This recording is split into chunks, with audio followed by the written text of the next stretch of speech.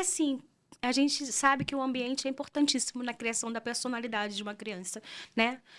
O ambiente, o que se vê, o que se fala, na formação de várias coisas. E quando a gente tem uma criação dentro de um lar onde a própria mulher não tem voz, isso vai se perpetuando em ciclos contínuos de mães que apanharam, de filhos que vão apanhar de seus companheiros e que perdem a sua voz sem nunca, às vezes, terem tido essa voz.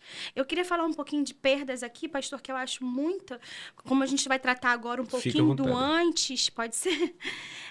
As perdas profundas antes do ato da violência, né? A perda da voz. A mulher tem medo de expressar o que realmente pensa, principalmente por essa ideia de que o homem é o cabeça. E a gente sabe que essa questão de ser o cabeça é em questões de decisões, mas não em questões de... é só a minha voz que basta aqui. Não, a voz da mulher deve ser ouvida e deve ser respeitada. Perda da identidade, talvez seja um ato que ela não sabe mais quem ela é dentro daquilo que ela espera daquele homem. Ela não sabe quem é. Como pedir forças quando já não se tem? Ela acaba, no caso, ela acaba se perdendo, né? Sim, é perda da Da liberdade. liberdade, né? Ela Porque é controlada emocionalmente. A gente isso. fala, pastor, do ciclo da violência, eu vou trazer rapidamente aqui, onde, na verdade, não se começa com um tapa, começa dizendo como, assim, sinais que a gente pode ver. Você pode falar, né? Medo constante, é um medo de falar, medo da fala, medo de interromper a voz masculina, né?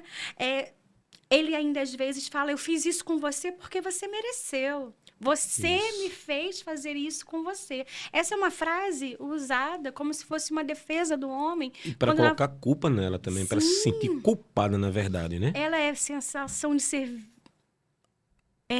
vigiada e controlada a todo tempo.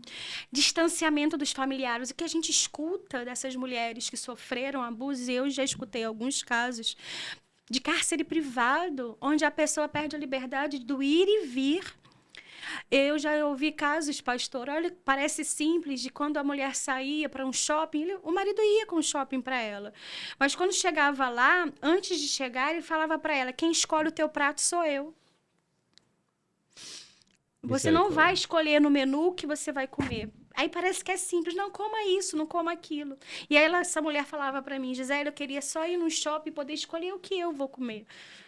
Aí, com o tempo, depois ele vai, você não trabalha mais. Aquela sua amiga você não pode ver mais. A sua família você também está restrito. E chega ao ponto dele dominá-la emocionalmente ela e ela vai se perdendo. Entendeu? Gisele, e isso é feito aos poucos, né? Sim, Silenciosamente, aos sim. poucos, porque é quando a pessoa, quando ela vem perceber que está dentro de um cárcere, ela já é tarde, muitas das vezes é tarde demais, Ela né? já se Porque ela já, perdeu já se perdeu, né? no Você falou grito. algo muito importante aí, que é a questão dela perder a voz, não é? É, ela tem medo de se expressar, de dar opiniões, não é? Porque ela teme uma reação agressiva dele, né? Ou de repente ele tornar, né, a ser bruto, ignorante com ela. Então, eu acredito para evitar alguns questionamentos, evitar discussões, não é? Evitar problemas maiores, a mulher ela acaba se restringindo, né? Se guardando de dar opiniões. Ela sabe que a fala dela vai trazer um certo atrito. Não porque ela é só uma fala, mas porque o outro já mostrou para ela Isso. que toda vez que ela fala, traz confusão. Então, por que eu vou falar? Eu me calo. A pessoa E se cala. Isso é horrível, é horrível, horrível, e se horrível. cala, e a gente vai trazer vários assuntos, o que a gente encontra são mulheres que ainda precisam financeiramente do homem, precisam manter, às vezes, aquela ideia de lar feliz, né? Porque lá fora a gente não sabe o que está passando dentro dos lares. Isso. Então, dentro mais ainda de quando essas mulheres casaram direito, fizeram tudo perfeitamente como arruma uma questão, e aí, de repente, elas veem que o casamento dela não está dando certo. Que aquele homem gentil, que, na verdade, parecia ser uma pessoa protetora, na verdade é o próprio abusador emocional dela, porque aí eu não estou falando nem ainda das questões da dor física, não, né? Por exemplo, eu vou te dar um exemplo aqui de atitudes que são abuso emocional. A gente pode falar controle disfarçado de cuidado. Faço isso porque te amo. Ciúme excessivo, romantizado. Ciúme não é prova de amor, é insegurança tóxica. Eu até queria abrir um parênteses essa questão do ciúme, né? O ciúme, ele é algo muito... estraga a liberdade do casal. E outra, fere o caráter do companheiro ou companheira. Porque a partir do momento que a pessoa tem ciúme daquela pessoa, para onde você foi, onde você estava, porque você estava conversando com fulano, com Beltrano, Ciclano, né? Então, quando essa preocupação, você está colocando em queixa, em dúvida, o caráter do seu cônjuge, o caráter da sua esposa, o caráter do seu marido, né? Porque o ciúme, ele tanto para o homem como para a mulher. No caso aqui, a gente está falando mais a respeito da situação da mulher. E a gente vai usar esse termo ciúme, pastor, depois só para entender que ciúme, nesses casos do abusador, é um disfarce de controle total da pessoa. Eu vou contar uma experiência que eu tive, ainda era muito nova. Na faculdade em que eu estudava, tinha uma porta e no meio era de vidro para que as pessoas passassem e pudessem olhar. E eu estava parada assim e, de repente, eu vejo o namorado da minha amiga passando, correndo e olhando lá para dentro e saindo. Aí eu levei um susto, eu falei... Fulana, eu acabei de ver o seu namorado olhando a gente aqui e saindo. Aí ela, ele é assim mesmo. Daqui a pouquinho ele fez novamente. 3 vezes seguidas ele foi para a faculdade para observá-la dentro da sala de aula. E ela considerou tudo aquilo muito normal. Uma vez eu fui sair com ela e aí, naquele momento, ela também comentou... Ele ligou umas 20 vezes para ela em cerca de 2 horas, pastor.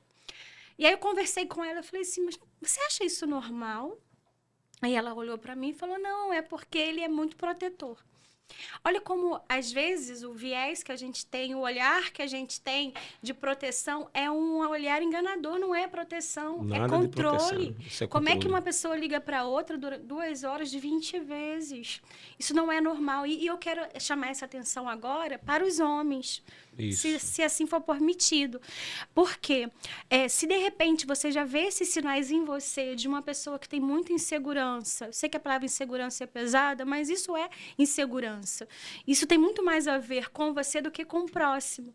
Então, essa questão de você considerar e falar que você não está respeitando o próximo, você não está respeitando o próprio relacionamento. Porque relacionamento é o quê? Confiança. Isso. E o primeiro ato que a gente faz dentro de qualquer coisa que a gente quer construir, e isso desde o namoro, é criar uma confiança no outro. Isso. Confiança que não importa se ela não está com você, mas ela ainda te respeita. E esses homens se sentem no direito de autocontrolar elas o tempo todo. Então, ciúme demais não é amor, é insegurança. Há uma grande diferença, né? De ter zelo, cuidado, com ciúme. Há uma grande diferença de um para o outro, né? Ter zelo é uma coisa, ter ciúme é totalmente diferente. Sim, e é assim, eu tô apenas cuidando. Ou eu te amo demais. A gente precisa ter um controle emocional da gente, sabe? Eu acho que isso é tanto da mulher quanto do homem. Porque aqui a gente, embora esteja falando sobre, acima de tudo, mulheres, a gente está falando acima também dos homens. Porque se ocorre um ato de violência extrema, como o feminicídio, contra mulheres, é porque existe o outro lado também. Isso. Né? Não, a gente não está falando de mulher... fazendo um crime contra a mulher. A gente está falando de homens que se sentem no direito, pastor. E a gente tem estudos que comprovam que esses homens, até quando são presos, às vezes eles ficam satisfeitos, porque é como se tivesse o poder de falar, eu tive o poder tão grande contra a sua vida que eu tirei ela.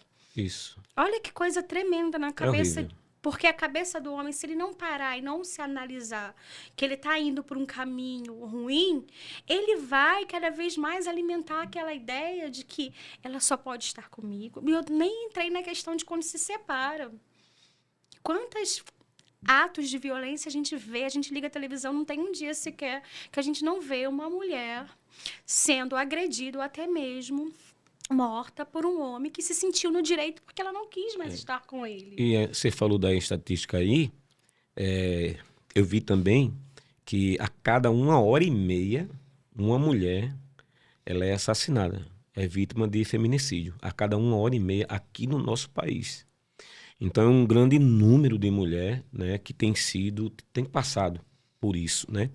E um detalhe também, uma coisa que a gente observa, é que às vezes a mulher é até levada a cometer o suicídio, que de tanta pressão, de tanto problema que ela suporta dentro do lar, de tanta humilhação, de tanta rejeição, de tanta pressão que ela suporta do marido, acaba que isso aí acaba que ela não consegue administrar.